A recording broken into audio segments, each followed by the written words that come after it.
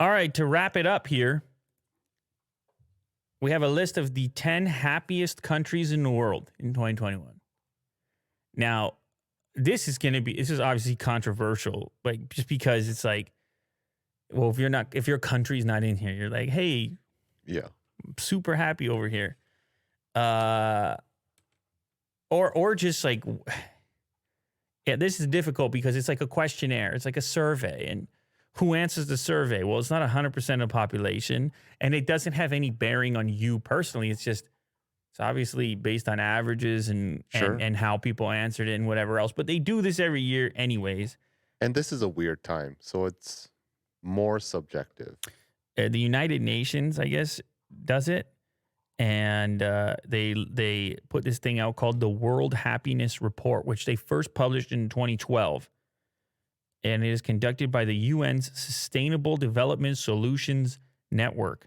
The metrics it uses when surveying citizens in each UN member state include social support, personal and civil freedoms, life expectancy, income per capita, and levels of corruption, among others.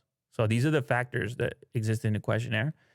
And so obviously this particular study is going to have an emphasis towards a distribution of well-being.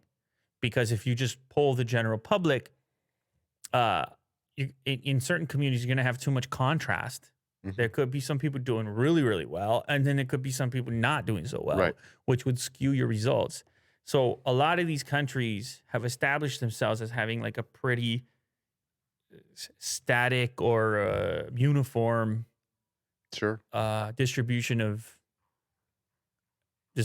wealth, distribution of opportunity, whatever you want to call it. And so anyway, I just wanted to put that part out there, like just to give a little bit of context, because a lot of the same countries pop up on this list every single year. Like all the Nordic countries pop up on there every single year. But we'll do a quick list here.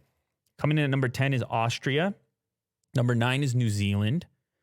Number 8 is Norway. 7, Germany. 6, Sweden.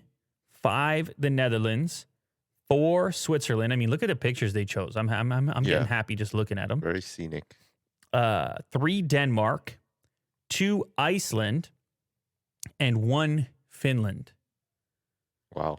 Very Nordic. Yeah, very, very Nordic. And so I'll just give you a little breakdown and then also some personal experience.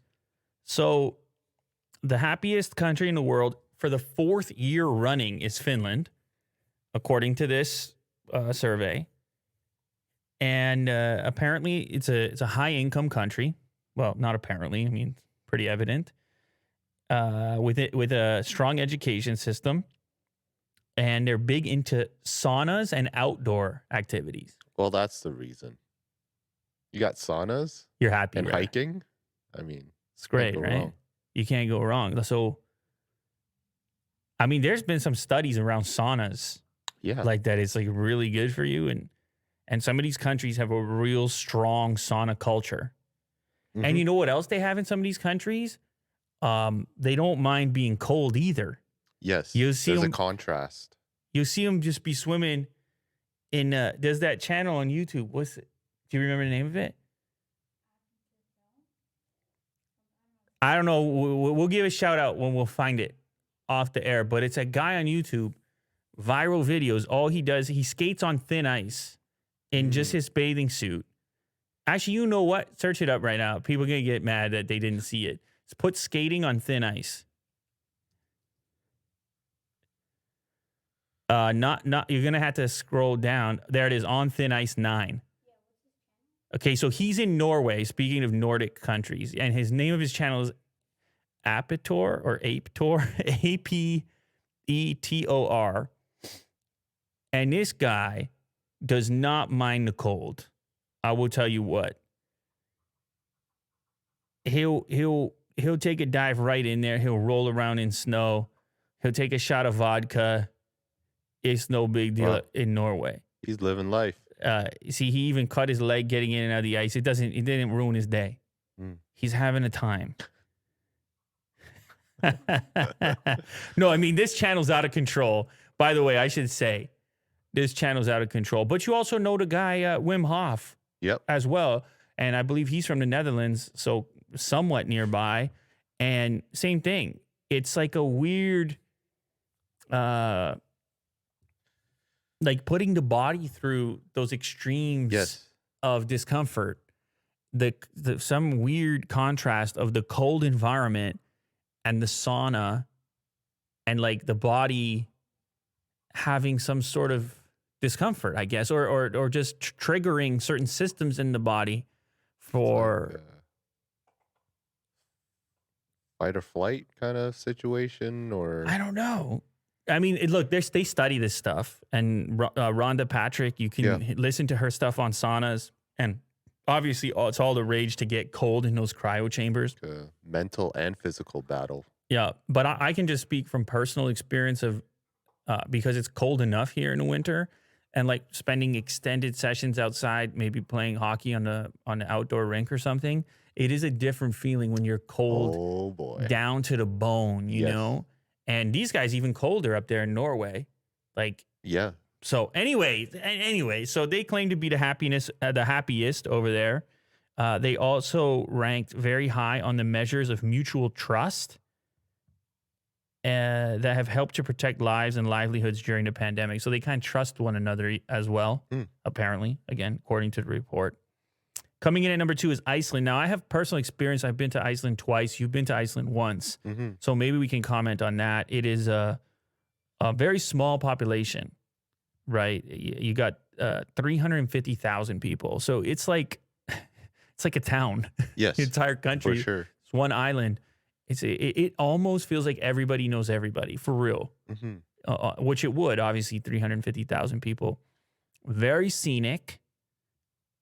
But funny enough, as it sounds like everybody's happy there, according to this thing, I met a bunch of youngsters that couldn't wait to get out of there.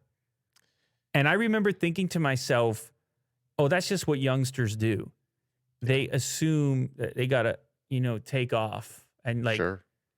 and maybe it's an island thing, and this is just my own experience. So it doesn't necessarily have to be, but I got there and I met some people during my trips, and I said, this place is amazing. Yeah. I was like, you guys got it made over here. Like, this is so cool.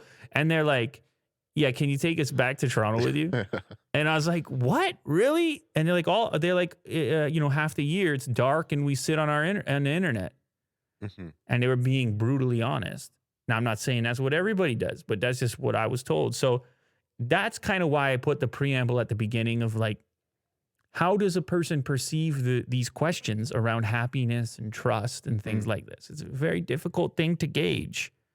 Because I'll say another one that doesn't show up on this list and won't show up on this list for a long time because of a variety of social issues and things like this, and just the stage that country is at, is India. Everybody I met in India was so damn happy. Mm-hmm. I was like, my God, this is buzzing me up. Just meeting these people that are so enthusiastic, just so alive. Mm-hmm. But it's not going to be on this list because they're going to get asked questions about their social and economic and things like this. But it's like, again, happiness, complex. Yes. You stop and think, like, is it these types of questions that the UN's going to ask you? Is that going to be a good gauge of happiness and optimism in general? Mm-hmm. Or is there more nuance to it? Or you can ask yourself this on a personal level: what are the things that make you happy? And are they always related to things that the UN measures? Mm-hmm. Or is it sometimes intangible? Is it sometimes the amount of time you spend with close relatives or people you care about? Or is it, can it be things that don't show up in a survey or report? Another note here, though, before we take off, apparently people dealt with 2020 pretty good in the way they answered this survey, and they were feeling pretty optimistic going forward. Oh, okay. So how about that for a message? So shout out to every country on this list and every other country out there. Stay happy, stay optimistic.